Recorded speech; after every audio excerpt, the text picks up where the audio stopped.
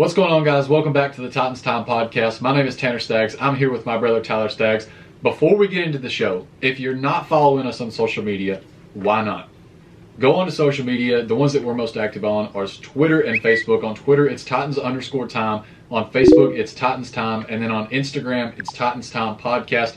If you're not following us on those, why not? You should be. That's where basically, other than our videos, that's where the majority of anything about us is. And I mean, we just had some merch drop, so go ahead and tell them about that. We did. Glad you brought that up.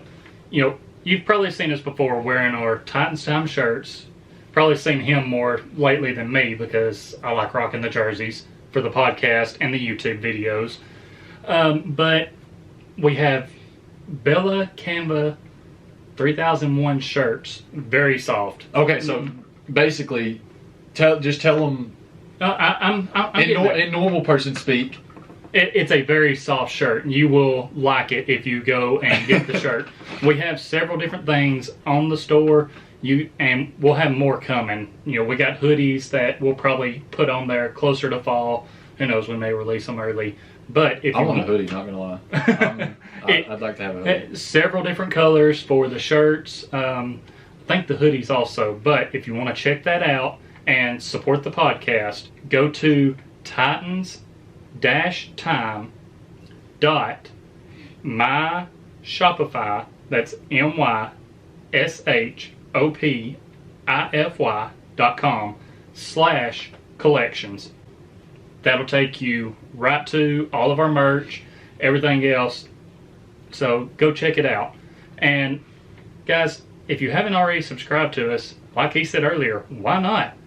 If you're listening to the audio pod, make sure you subscribe, rate us 5 stars, leave us some comments, questions.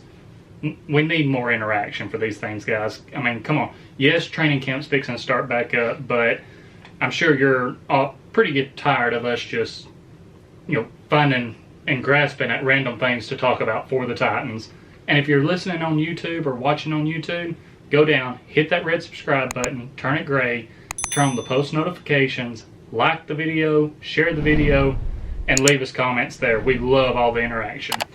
And as far as content goes, this week there's really not that much to grasp for because there's been a former Titan that has kind of spoke out about his time with the Tennessee Titans and how maybe it hurt his legacy a little bit. And right quick, before we really jump into it, because I know other people have already hit on it, these comments were made this past weekend.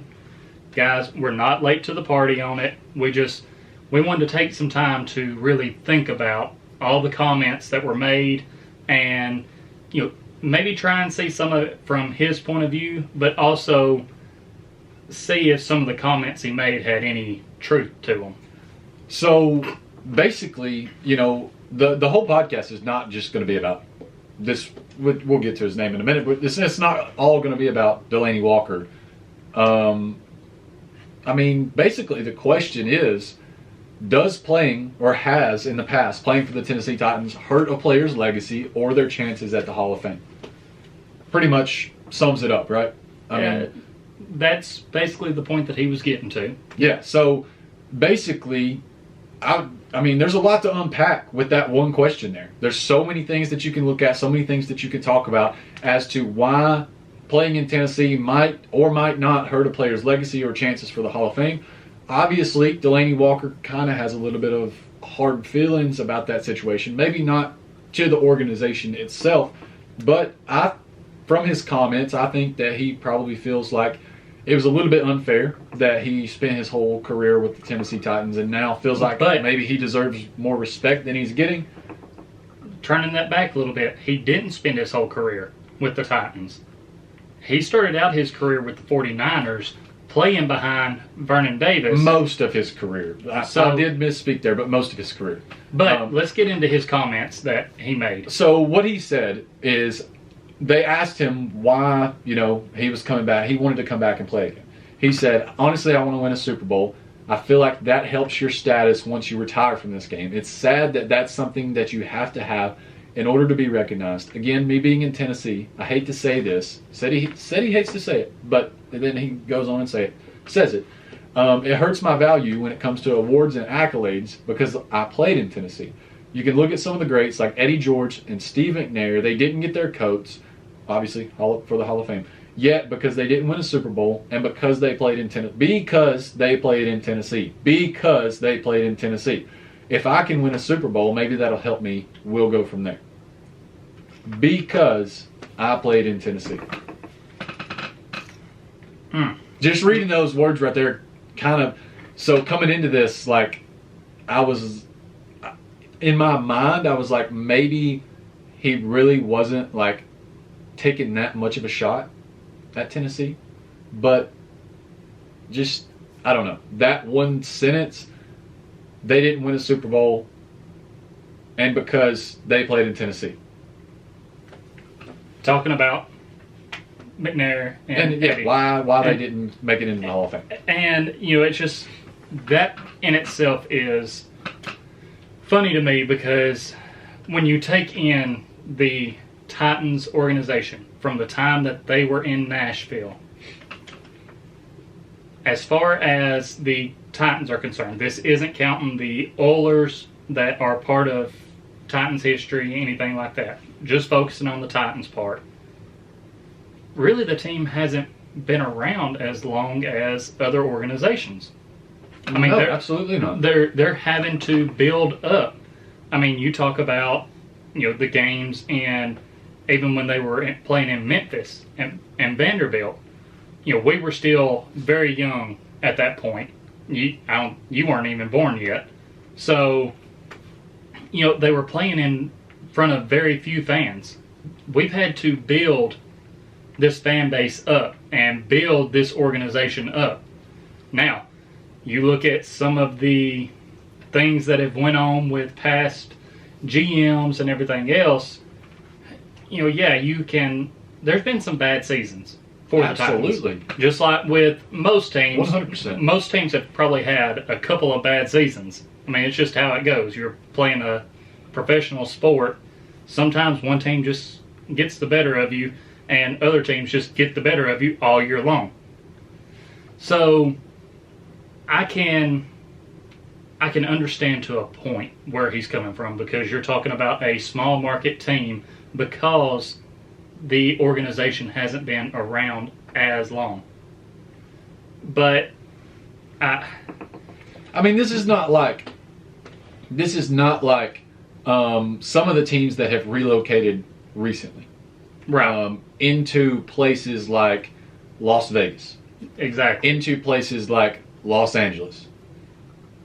I mean, when you look at it like that, these teams that are relocating now are going to the biggest of markets.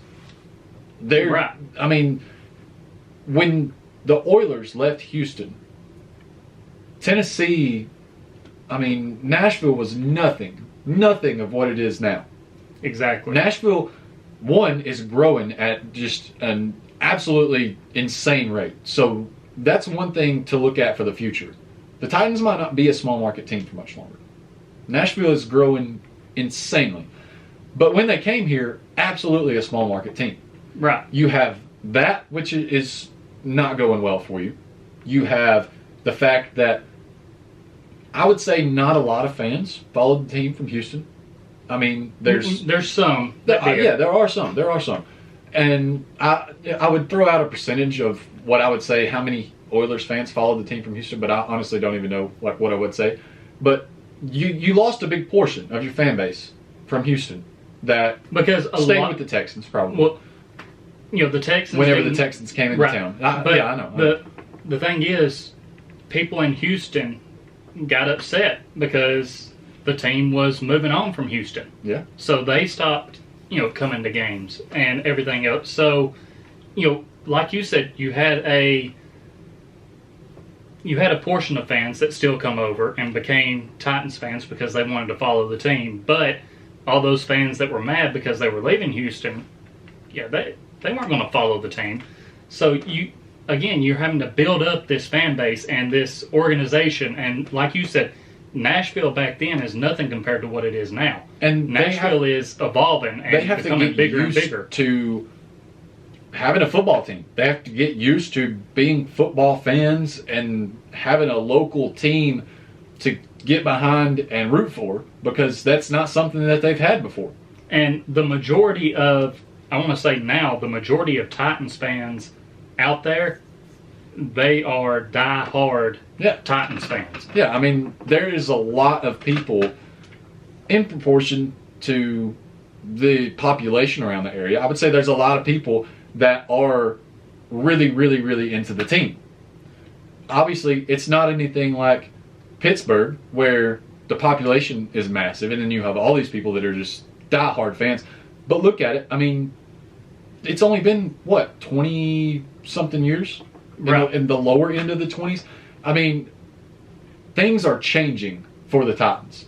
And, I mean, I really believe that what we say about players in the past and how them playing for Tennessee might have affected their legacy, that won't be the case in the future, I don't feel like. And we'll get into that towards the end of the show. But in the future, I don't think players are going to be able to say that, because it's a bigger market. This team is really, really good. They have a chance to make a run at the Super Bowl. So, eyes are on them this season. So the players that are playing now are not going to be able to say the same thing that Delanie Walker has said. But let's get into let's basically just dissect this and answer the question, did playing in Tennessee hurt Delanie Walker's legacy? So, I mean, starting off, when you think of probably A-plus players that the Titans have had that you would consider for the Hall of Fame, you think of Steve McNair, Eddie George. For me personally, I think Keith Bullock, and possibly Chris Johnson. So, you have Steve McNair and Eddie George, who were a part of the team, whenever they came to Tennessee. They were there for the building up of this organization in Tennessee. And I think you've looked back a little bit, because obviously Delanie pointed it out, they don't have their jackets. And, you can kind of make the argument of maybe playing in Tennessee possibly hurt them some. But when you really look at the Hall of Fame, there's only, a select number of people, of players that are in there, and coaches, and only so many can go in each year. So, as you start looking at it more and more, you have more and more good players that come up each year. So it could be easy to get pushed back if you're from, a little bit older of a generation. Exactly. Yeah, I agree. And, I mean, especially with tight ends. Because the thing with Delanie Walker is, there is a finite number of tight ends, from what you were explaining to me earlier, that make it into the Hall of Fame. And before we really jump into just the tight end, because obviously that's going to be the ultimate thing we touch on, is Delanie Walker feels like if he were to come back, win a Super Bowl with the team, that adds to his, it does add to an accolade. Adds to his legacy. Maybe gives him a chance at the Hall of Fame. Would it be enough to get him into the Hall of Fame? So, but going back to Eddie George and Steve McNair, like we said, they're not in. And you have looked at what they've done compared to other guys. I didn't know that you wanted me to go into this. I want you to go on. I didn't know that. You didn't let me know. So, I could tell you were kind of steering in that direction. But anyway, so Steve McNair, basically, some of his major accolades, he was co-MVP with Peyton Manning. Exactly. 3 Pro Bowls. Mm-hmm. And then you go into, what did he do in his career? Well, he had a career record of 91 and 62. Career yards, 31,304. 174 career touchdowns.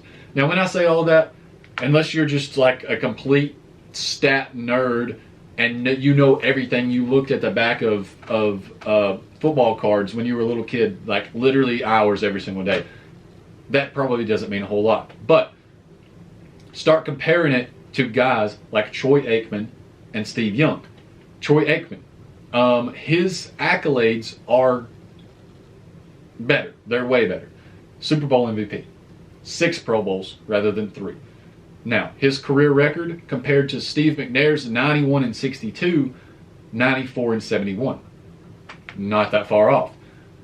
His career yards compared to Steve McNair's 31,304, 32,942. Just about, maybe 15 to 1,600 more ish. Now, his career touchdowns, 165 compared to Steve McNair's 174. Steve McNair's got him beat out there. Steve McNair's best season, he had a 10-4 record as a quarterback. In Troy Aikman's 13-3. Now that's not, I'm taking their overall best season. I don't know if that's their best record that they had, but in those seasons, Steve McNair had 3,215 yards, and Troy Aikman beat him out. He had 3,445. 24 for McNair in his best, 23 for Aikman in his best. Now, Aikman had a 12-year career. McNair had a 13-year career. But what I will say about Steve McNair's 13-year career is there was 3 seasons where McNair started less than 6 games. So, in that situation, do you even really count those as full seasons? He's close, numbers-wise, to Troy Aikman.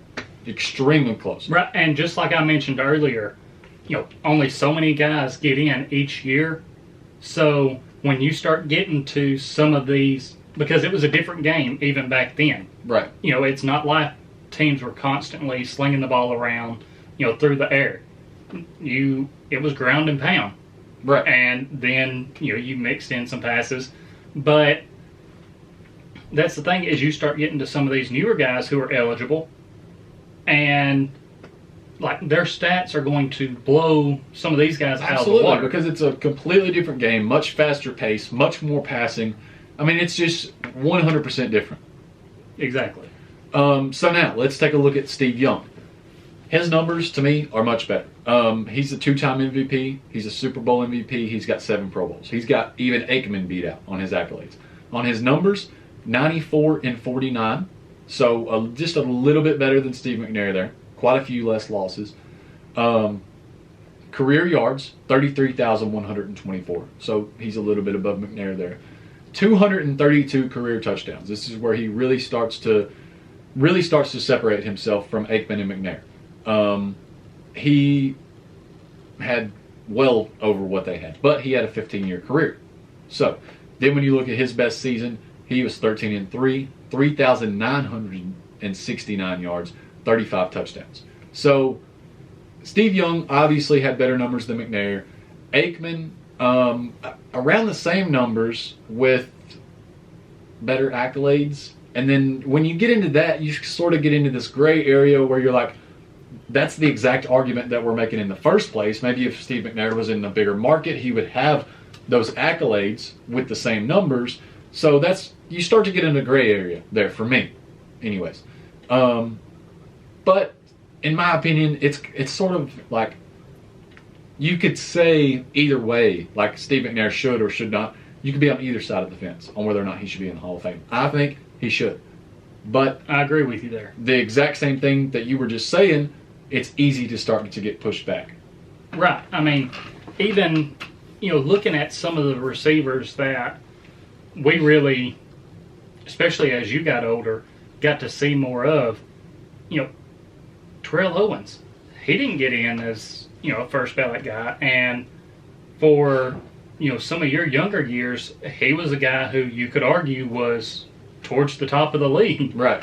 So, and, character things probably got factored in there. It was more than just stats. But there's some of these guys that just, don't make it in off of their stats, even if they're close to what other people were doing. I mean, really, when you come out and you're eligible for the Hall of Fame, like, if it's a good year that year, if there's solid players that just, are right above you, end up making it in over you, it's easy to get lost after that.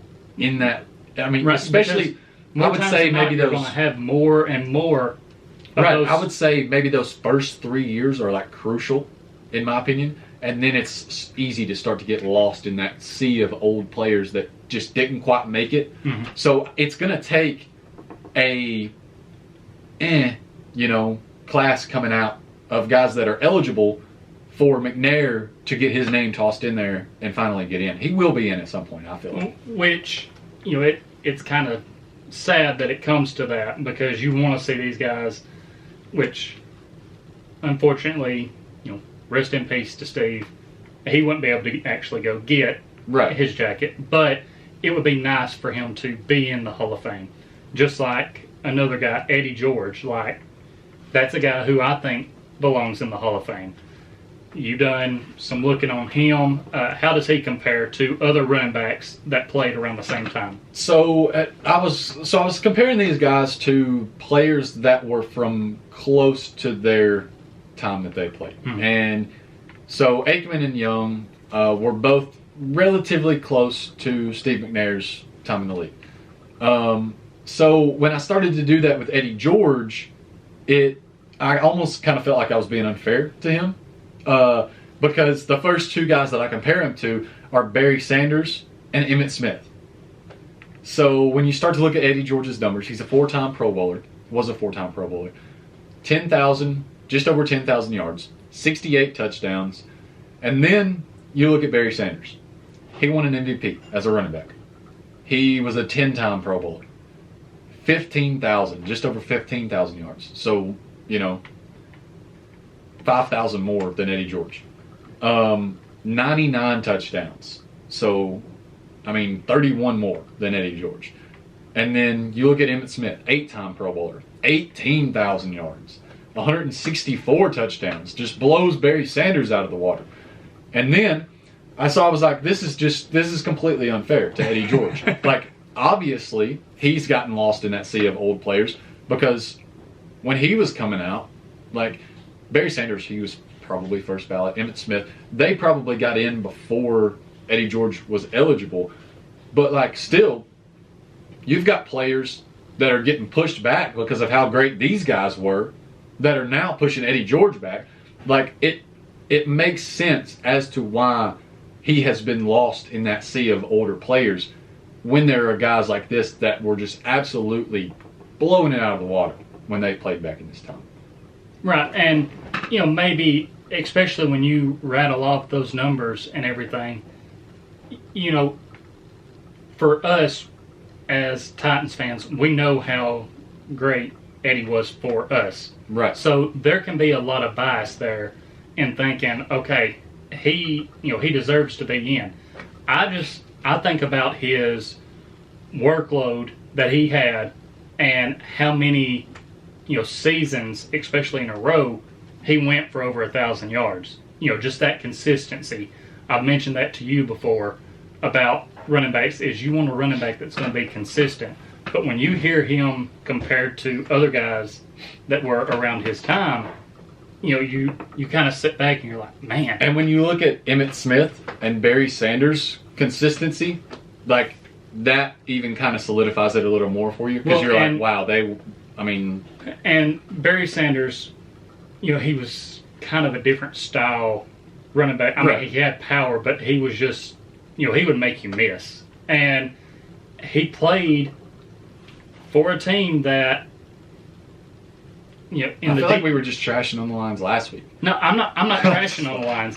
I'm just saying, when you look at how their team has been, they usually only have a couple superstars at a time, and you go back and look at some of his highlights, and it's like he didn't even have an offensive line, he's still making all these guys miss and making these big plays and just making stuff happen. So it's easy to see. You said he won an MVP? Yeah. It's easy to see. They both did, Emmitt Smith and Barry Sanders. How he done that, or how he got that award, because, he was that team. Yeah, take him off of that team, and what are they? So then I decided to look for another running back, Terrell Davis, who unfortunately had an injury later in his career, which ended up cutting his career short. I think it was concussions. I think it was like a mix of that. I know he had a knee injury also. Regardless, Super Bowl MVP, 3-time Pro Bowler, less yards than Eddie George. He only had 7,607, 60 touchdowns, which just barely comes up short from Eddie George. He was only 8 short.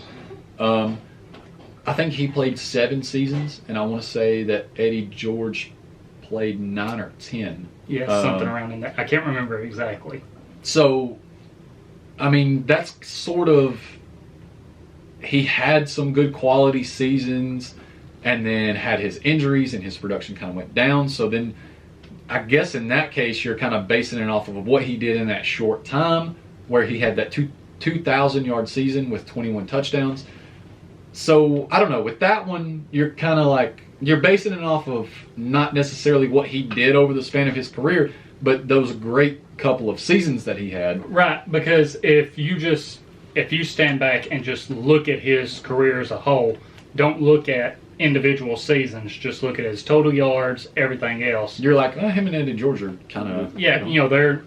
What happened here? But then when you start looking at his accolades and those couple of seasons, rushing for over 2,000 yards, I mean, those are things you don't see all the time. Yeah, and the Super Bowl MVP and MVP. I mean, those are two things that just head and shoulders put him above Eddie George right there.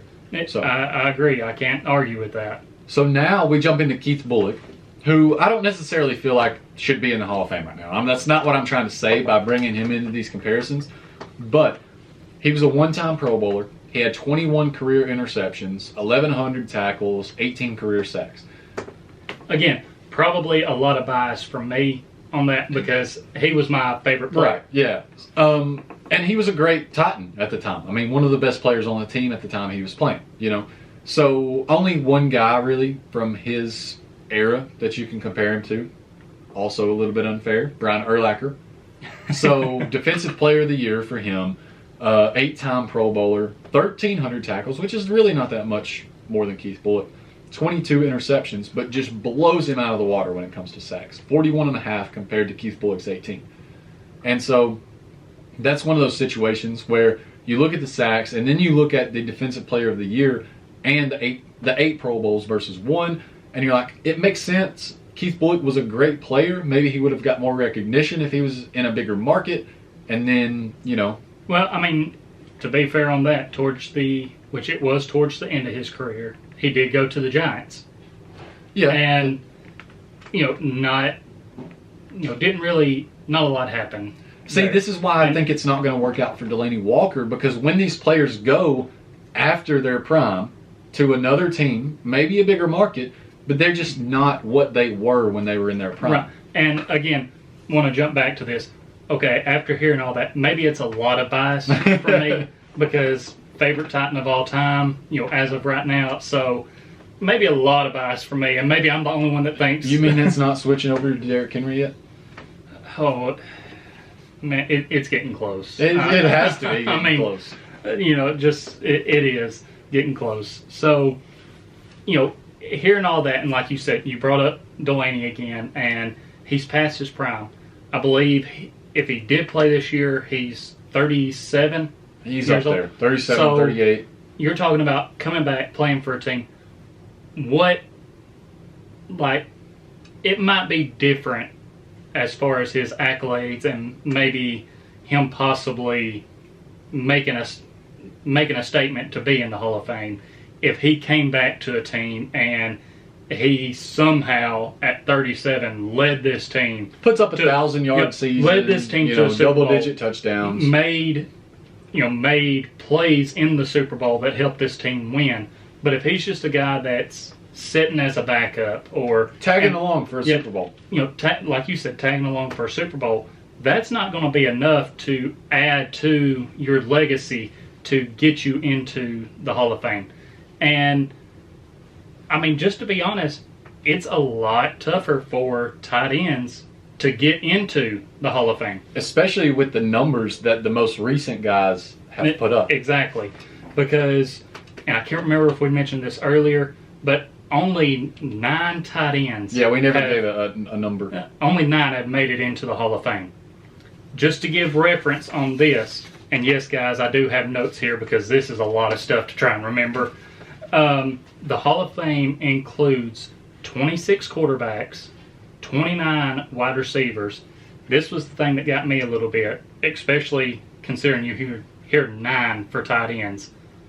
48 offensive linemen, 4 kickers, 38 defensive linemen, 31 linebackers, 36 defensive backs, 1 punter. Is that Brett Kern? No. And it had me a little bit confused because when I'm looking at the Hall of Fame's page, they have RB/QB and then HB. So I combined those 56 RBs/HBs, so running backs. I don't know how all that breaks down because the ones that were listed as RB/QB were guys from like back in the 50s and 60s. So, but that really, just hearing all those numbers, again, only 9 tight ends. And those 9 tight ends are Dave Casper, Mike Ditka, Tony Gonzalez, John Mackey, Ozzie Newsome, Charlie Sanders, Shannon Sharp, Jackie Smith, and Kellen Winslow. And I believe that's senior. So, and the last one to make it into the Hall of Fame was Tony Gonzalez. So, right quick, want to throw Delanie Walker's career numbers out there so far because obviously if he's wanting to make a comeback, he's not done yet. Right. Unless the team just doesn't pick him up. But throughout his career, 504 receptions for 5,888 yards and 36 receiving touchdowns, and he does have 1 rushing touchdown to throw in there. So 14 seasons, 3 Pro Bowls, all with the Titans. And, he played with the 49ers before he played with the Titans. But again, he was behind Vernon Davis. So he was basically just a special teamer there. Right. So, when he come to the Titans, he had the best years of his career. One season, he did break 1,000 yards, but he was also on some bad Titans teams. He was on that 2014 team that went 2-14, and he was on the 2015 team that went 3-13. But 2015 was when he really put up the numbers. That was the best year of his career. So you hear those numbers, and it's not necessarily bad numbers for a guy he had a good career. That's why. For the first part of his career, he's not doing that much because he's behind another guy. Right. He's not the main guy, so you can kind of see how that goes. But when you really start comparing it to just guys who have gotten in recently, just compare him to the top guy, just to make the comparison. The most recent guy, Tony Gonzalez, in his career, 1,325 receptions for over 15,000 yards and 111 touchdowns. The guy went to 14 Pro Bowls in 17 seasons. So he played with the Chiefs and Falcons. So we hear in Delanie's comments, he mentions the Falcons. Not sure if you read that one, but they said something to him about Julio Jones. Right. And he talked about Atlanta's market being bigger and fans being better. So you look at all that, but Tony Gonzalez didn't have a Super Bowl. He got into the Hall of Fame without winning a Super Bowl. But Delanie Walker could have his career 2 times over again. And would still just be catching up to Tony Gonzalez. Right, he wouldn't hit these numbers. And there's actually, out of the 9 tight ends that made it in, there's 1, 2, 3, 4, 5. 5 of the 9 did not have a Super Bowl. So, and really his numbers don't even start to compare until you look at guys that played back in the late 60s all the way up to kind of early 90s. because that was before the tight end position really started to change a little bit more. And now you look at guys today, and the tight end position is starting to Travis really. Kelce's probably going to blow Tony Gonzalez's numbers out of the water. I mean, he has to continue on the pace Right. that he's at now. But if he can keep that up, then he's going to be a guy that can possibly get in. Right. I'm going to say that because he has to keep it up. But if you want to compare Delanie Walker's numbers to some guys that have been in the league when he was in the league, That are not in the Hall of Fame. Some of them aren't eligible. Yeah. Yeah. So, if I say the name Jason Witten, you would consider him a possible tight end that could make the Hall of Fame. Over Delanie Walker, absolutely. So, in Jason Witten's career, 1,228 receptions for over 13,000 yards and 74 touchdowns. 17 seasons, 11 Pro Bowls, no Super Bowl. Antonio Gates, I mentioned that name. I mean, just a cornerstone piece for the Chargers and, the time that we've been watching football. 955 receptions for over 11,000 yards and 116 touchdowns. 16 seasons, 8 Pro Bowls, no Super Bowl. So I would put him in the Hall of Fame over Delanie Walker. Right. And, I mean, really, just those two guys alone, those are two guys that, even if you're not comparing them to Delanie Walker, you can make a case for those guys to absolutely be in the Hall of Fame. Yeah. So, just a couple more guys that are, closer, but I feel like would still have the edge over Delanie Walker. You have Vernon Davis, who he played behind, 583 receptions for over 7,000 yards, 63 touchdowns, 2 Pro Bowls, and he is a one-time Super Bowl champ. So, compared to Delanie Walker's, less than 6,000 yards, he has him beat out there, has a lot more touchdowns than Delanie Walker has. And then another guy, Jimmy Graham, 699 receptions for over 8,000 yards and 82 touchdowns, 5 Pro Bowls, no Super Bowl. I mean, those are some guys that I see would be, even in Hall of Fame talks way before Delanie Walker. Yeah, absolutely. And I do want to establish, I like Delanie Walker. Me too. I loved having him as a Titan. He was one of the players that was there in those pivotal years to get the team turned back around and get it on the right track. Like the same things that we said about Jarrell Casey. Right. I mean, getting this team turned around and going back in the right direction and getting us to the point that we're at now, to where this team is good enough now, we can bring in bigger name free agents, Bud Dupree. We can get Julio Jones and all of these guys. So it's just, he helped turn this team around. He was a cornerstone piece through those rough years.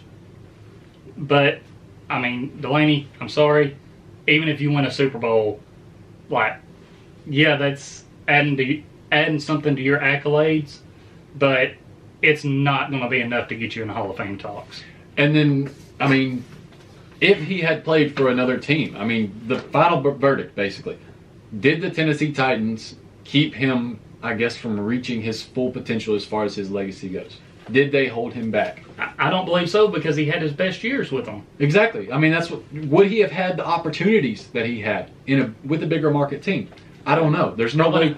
And look, I mean, think about this: the years that he's, having these bigger seasons and everything, and making his Pro Bowls, you have guys like Antonio Gates.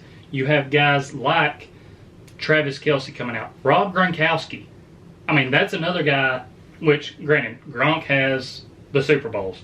I didn't look up his stats because he's a guy, multiple Super Bowls, and I mean, really in his prime. I don't know if his prime is technically over or not. It's hard to say. But he was an unstoppable force. Like, if he got the ball, and in the Super Bowls that he's won with the Patriots, he made big plays for them. Exactly. So, he's doing things out on the field to, it's not just, okay, I've won this many Super Bowls. It's, I made this play or these plays in this Super Bowl to help us get that win. I think that would be one of the teams that you could say, had he played his career with that team, and then Gronk not been on that team, if he had been with the Patriots, you might say he would be in a better off situation there. But I would say that there's only a select few teams you could say throughout his career he would have had a better situation than he did with the Tennessee Titans. That's just my honest opinion. But, again, you look at some of these other guys. Jimmy Graham played with Drew Brees and the Saints. He still didn't have a Super Bowl, and his numbers are, just really a little bit above besides the touchdowns. Right. So, would it have, like you said, there's probably just a couple of teams. It's not like the Titans are just this soul-sucking team that keeps you from reaching accolades. They're not the Detroit Lions. Whoa, man, you just, like, a haymaker out of nowhere. Just putting it out there. Lions fans, he does not speak for both of us. Granted, I don't think y'all are necessarily the best team, but... For me, that's all that I've got. I don't know if you have anything else to add. I don't. I just, Delanie's comments, if you don't really dive into them, and we kind of hit on this, I don't think he was saying that the fan base was bad for the Titans.